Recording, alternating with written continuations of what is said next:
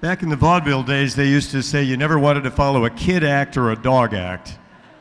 And we're going to ask Lawson Sakai to follow one of the more remarkable recitations of a war story and more that I've ever heard. Thank you very much, Chuck. Lawson is a 4-time Purple Heart recipient, a member of the historic 442nd Regimental Combat Team. This is among the most storied combat units in the history, not of this country, but of the world. It was formed in 1943, those who don't know the story. The 442nd was a segregated unit made up entirely of Nisei, or second-generation Japanese-American soldiers. Many, if not most of them, came from wartime internment camps to go fight for the country that had interned them and their families. The motto, "Go for broke."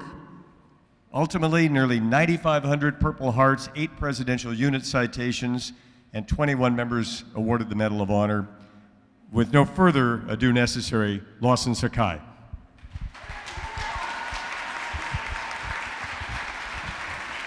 Thank you, Stan.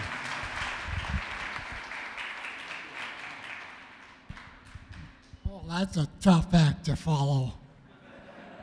Congratulations. How many of you remember what you were doing on December 7, 1941?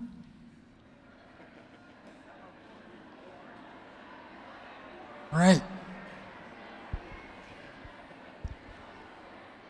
That's great, because I'm part of your generation.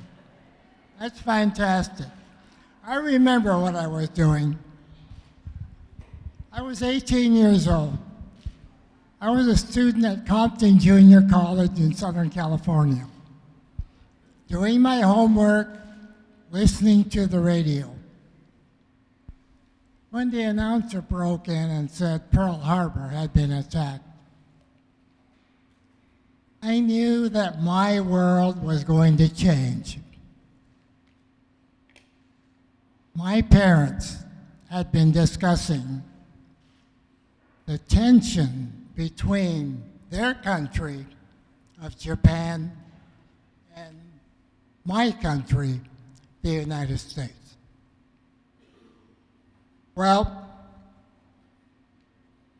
my fellow students, we had graduated from Montebello High School in 1941.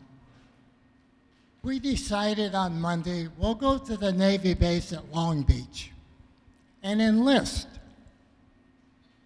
Very good. Ed Hardage, Roy Kentner, Jimmy Keys, my classmates, were all accepted. Sakai, I'm sorry, you're Japanese. You can't join the Navy. And I said, why not? I'm an American.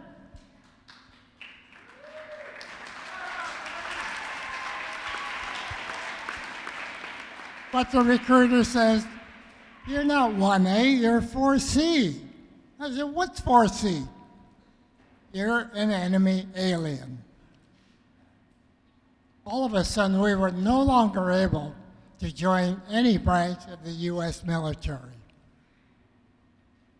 Well, we have to fast forward a few more months. February 1942. I was still a student at Compton Junior College, playing football. We just started playing baseball when President Roosevelt signed Executive Order 9066. You're probably all familiar with executive orders because there's a lot of them going out currently. Well, this is devastating because what that order said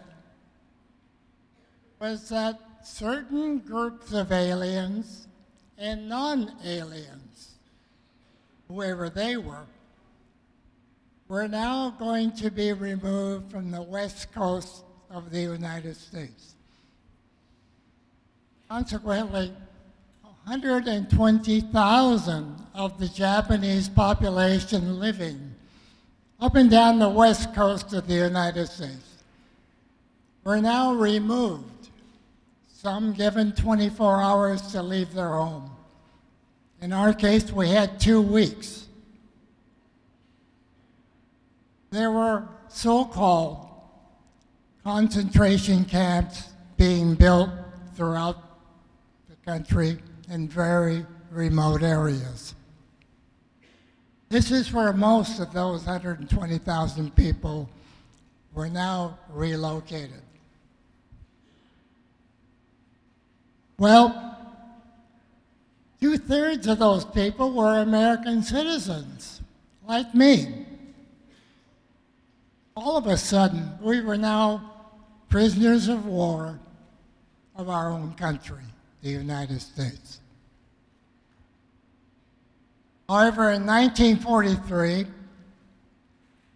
again, President Roosevelt agreed to form one regiment. That's just a small unit, about 4,000, 4,500 men of Japanese ancestry, boys like me, because we had been asking congressmen, do something. We want to fight for our country. Okay. We're going to form the 442nd Regiment. But you must volunteer because you are not citizens. You are aliens. You can't be drafted. Well, when the Army recruiters went to these prisons and asked the boys to volunteer, it was a pretty difficult decision. Some of the parents were very upset that the boys wanted to join the United States military. Why? Because, like in my aunt and uncle, they immigrated from Japan in 1895. They worked very hard, 6, 7 days a week, whatever work they could find, saved enough money to buy some property, buy a home, and in 1942, all that was taken away from them, and they were put into these prison camps. Well, enough of us, 18, 19-year-olds, what we call Nisei, second generation Americans of Japanese ancestry.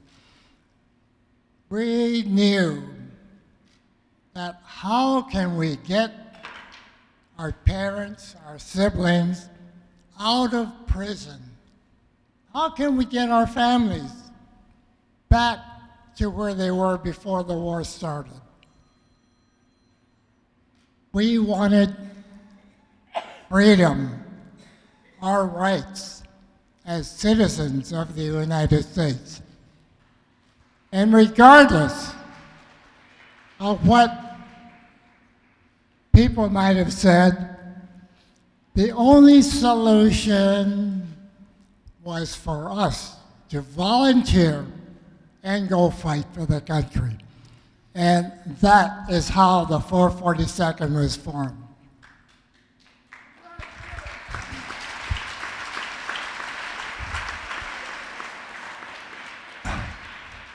Stan mentioned some of the history about the 442nd.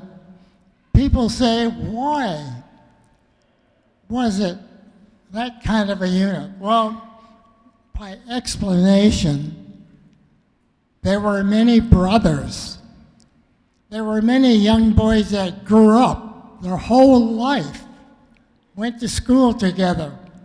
There were uncles, cousins, nephews. We weren't like an ordinary draft group who were strangers, didn't care about each other. When the 442nd went into battle, everybody covered everybody else.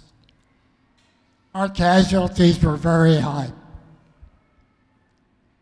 Just briefly, I'd like to mention one of our major battles that happened in eastern France. We were attached to the 36th Division from Texas. Unfortunately, the commanding general, John Dahlquist, wanted to be the first American general to cross the German border. October 1944. We were some 45 miles from the German border. General Dahlquist had been pushing his troops. Attack, attack, keep going. The 1st Battalion of the 141st Regiment of the 36th Division kept going and kept going. They were more than 5 miles beyond where the rest of the American troops were. And suddenly, the German troops surrounded them. They were completely cut off.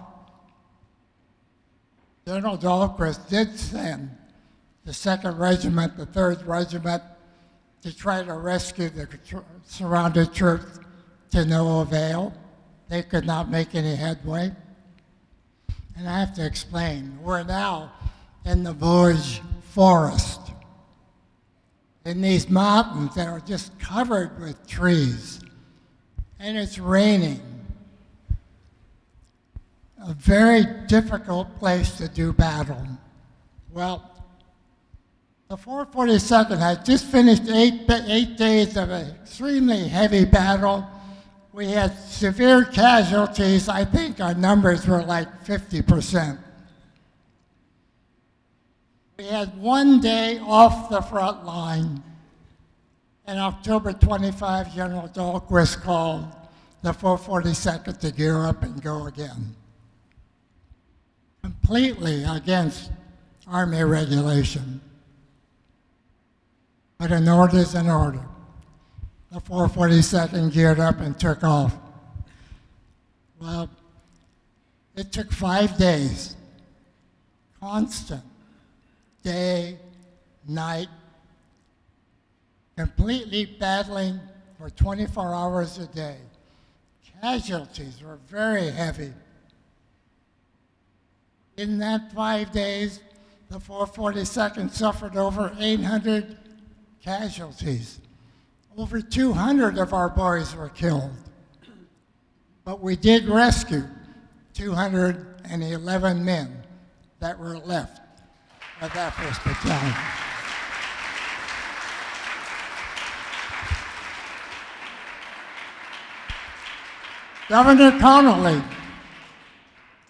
Governor Connolly gave us a plaque, the survivors, and we all became honorary Texans. So I fly a Texas flag at home. Lawson, thank you. So you've always got that. I mean, you can go to Dallas or Houston anytime, and they'll welcome you there, as they should. Lawson Sakai, ladies and gentlemen.